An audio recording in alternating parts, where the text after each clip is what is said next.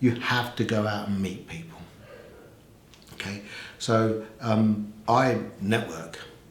I go to networking events locally around Watford, and I meet people and I talk to people, find out what their why is. Everybody has a why in their business. Why do they do that business?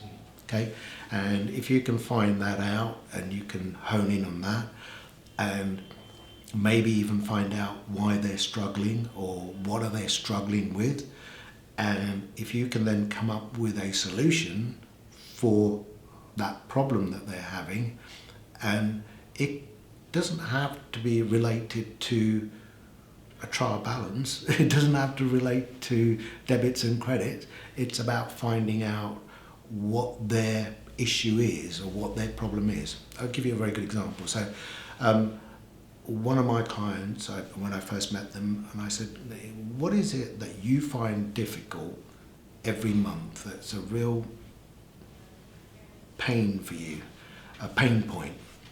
And he said, you know, Vip, I spend about 3-4 hours every month working out my sales guy's commission.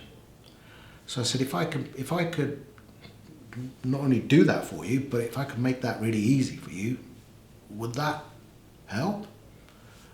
And he said, that'd be lifesaver. That would be A, I don't like doing it, and B, if it can be done quicker and easier.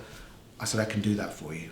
You give me your bookkeeping and I will keep the books, and I will make sure that at the end of the month you can press a button and you can get a report of exactly what sales are done by each one of your salespeople, and then all you have to do is put a percentage next to it.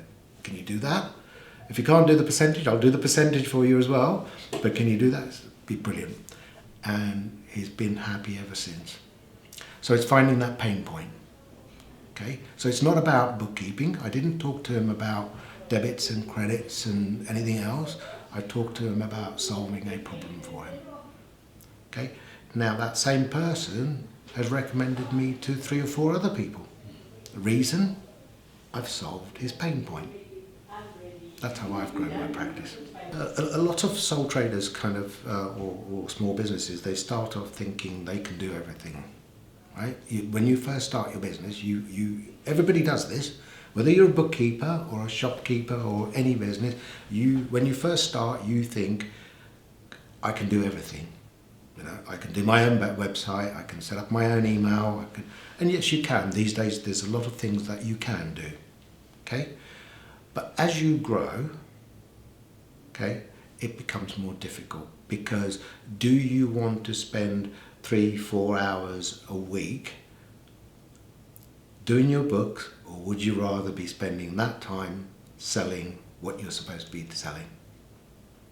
Okay, and I think most businesses then come to realise within maybe a year, 6 months, a year, 2 years, that they actually need some help.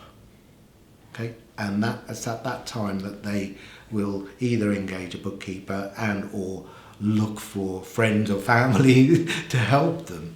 You know, we get a lot of clients who come over and say, well, actually it's my daughter who's doing the bookkeeping for me, or my sister-in-law is doing it, and I don't think it's great, but that's how it kind of started. I need some help. So that's how it kind of normally starts.